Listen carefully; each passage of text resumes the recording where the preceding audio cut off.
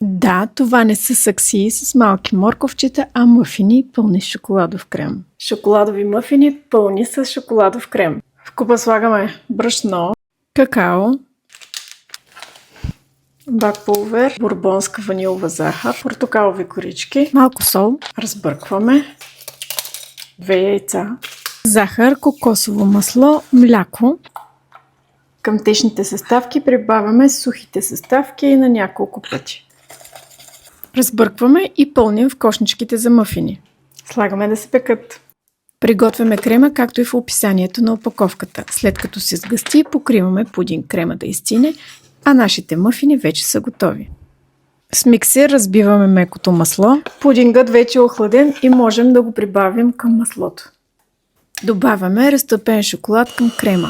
Получаваме прекрасен крем за шприцоване.